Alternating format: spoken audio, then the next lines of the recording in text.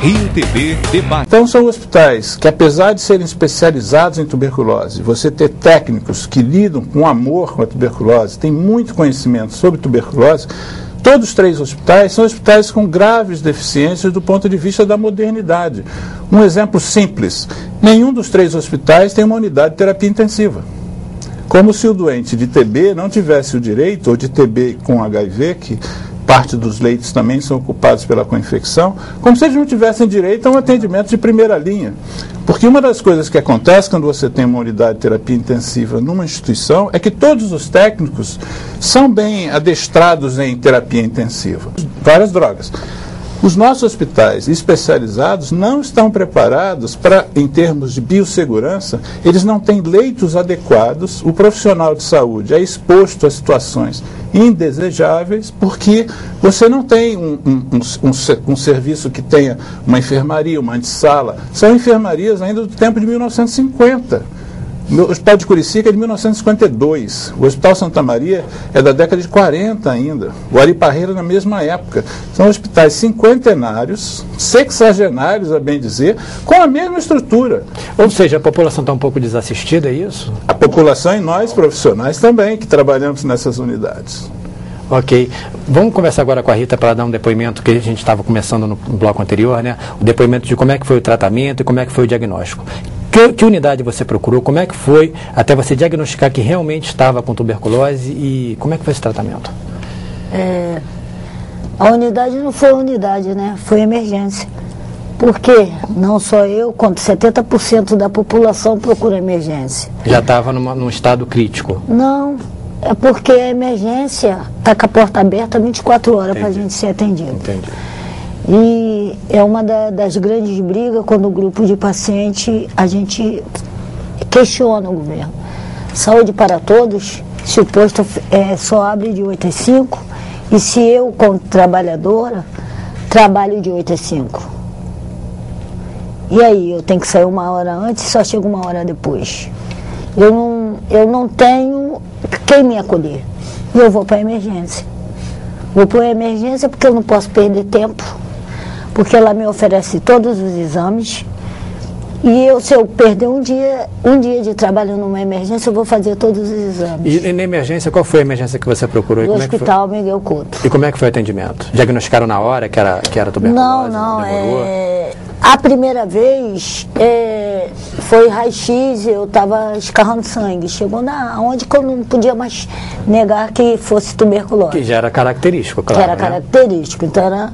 Da segunda vez, que a primeira eu abandonei, da segunda vez foi porque eu estava extremamente debilitada, por uma série de outras coisas, que era a fome, de alguma forma, porque eu não me alimentava, porque eu era alcoólatra, usuária de droga, e 2 dias sem usar nada, com crise de abstinência. E aí me internaram. Mas deixa eu recapitular, a senhora começou o tratamento, interrompeu esse tratamento, exatamente. Aí teve depois um outro problema de saúde e acabou sendo internada. Internada. Ok, e aí? E aí, até descobrirem que a cicatriz que eu tinha não era tuberculose anterior, passou 3 meses. Quando descobriram, me encaminharam para o posto de saúde. E você foi até o fim com o tratamento? Dessa vez? E aí, dessa segunda vez eu fui, porque eu não fui mais sozinha. Eu fui com uma rede de apoio, de amigos, de meu filho, mesmo sofrendo todos os preconceitos pela sociedade do próprio profissional, que o preconceito, falta de informação, e eles aqui colocaram bem. O profissional de saúde, inclusive o médico, tem muitos que não são informados. Especializados, né? Não conhecem. Exatamente, e tem medo. Rita, eu vou querer falar sobre essa questão do preconceito daqui a pouco, um pouco mais à frente, daqui a pouco um pouco mais aqui para frente, mas antes eu queria repercutir o que você falou da questão do tratamento, da continuidade do tratamento. Eu queria falar com o doutor Afrânio sobre essa questão. Eu li, né, que o grande problema do tratamento, a grande dificuldade do tratamento é justamente a continuidade. A maioria dos pacientes abandona esse tratamento. Aí eu queria saber por que isso acontece e quais são as consequências de se abandonar um tratamento no meio. Quer dizer, não terminou no tratamento e a pessoa vai e deixa de tomar remédio. Qual é a consequência disso? Você já tomou remédio 6 meses? Não. Quer dizer, é muito difícil você tomar um medicamento para uma doença crônica. Então você tem que ter todo um aparato, aparato no bom sentido, suporte, e não é só do médico, é um suporte multidisciplinar. Toda equipe de saúde tem que abraçar aquele paciente e a família dele, se possível, para com que o paciente possa tomar o remédio adequadamente todo dia, durante 6 meses, que é o tratamento que foi a pergunta anterior. Esse é o tratamento clássico, o remédio durante 6 meses, se tomar o remédio 6 meses e o paciente tiver o bacilo sensível aos remédios, ele vai curar em grande parte, mais de 90%. Eu li que também o fato de que no início do tratamento o fato das pessoas já não terem mais os sintomas faz com que as pessoas acabem abandonando o tratamento, é isso? Se a equipe de saúde, não é só o médico, se a equipe de saúde não está preparada e não presta atenção, o paciente, na verdade, aquela consulta clássica de 15 minutos, 10 minutos, né, que não leva a nada, né, é só para o gestor anotar que tem consultas feitas, que a efetividade é muito baixa.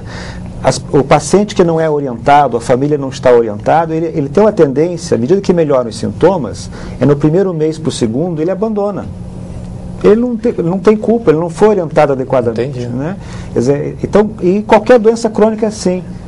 Diabetes é assim, hipertensão é assim, doença renal. Isso é um problema do nosso país. Como eu disse, nós temos um problema de doenças de países ricos e pobres. E como trabalhar? A lógica do SUS hoje é uma lógica muito para atendimento de emergência, doenças agudas. E tuberculose, diabetes, hipertensão, são doenças crônicas que requerem uma outra lógica, requerem uma abordagem da equipe de saúde, do posto de saúde, uma interação melhor com a emergência, com o hospital. E na prática, essas unidades de saúde elas não conversam entre si. Se você prestar atenção em grandes centros urbanos como Rio, São Paulo, Porto Alegre, né, onde você tem unidade de saúde municipal, estadual e federal, elas são igrejas que não conversam. Nós temos que pensar em termos ecumênicos na saúde. Quer dizer, o Hospital Federal tem que conversar com o posto de saúde municipal, com a emergência estadual, que no Rio não se conversam. Entendi. O município do Rio ele só pensa no posto de saúde dele e eventualmente começa a pensar agora nas emergências dele. Mas não conversa com o hospital da universidade, não conversa com o hospital federal. E enquanto, na verdade, não tiver uma proposta das unidades de saúde como um todo, pensando em termos geográficos, né, quem pede com isso somos todos nós. Os pacientes e os profissionais de saúde. Obrigado. Pode sim, claro. Se ponha no lugar de um paciente. Eu questiono muito essa história de abandono. Quem abandona quem? Eu sempre falo isso. Hoje a gente tem um índice altíssimo de desemprego no país. Então a pessoa trabalha para comer à noite. 15 dias, um mês, você está se sentindo bem para voltar a trabalhar e 6, com a expressão bem Brasil, bem favela, 6 barrigudinhos com fome.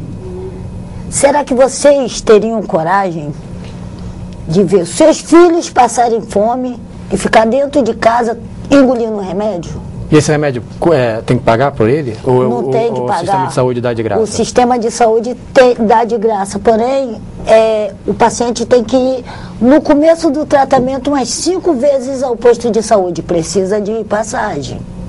Ele precisa levar os seus filhos para avaliar e precisa comer, porque esse remédio dá uma fome terrível. Agora tu imagine tu tomando uma medicação te dando muita fome e não tem nada para comer.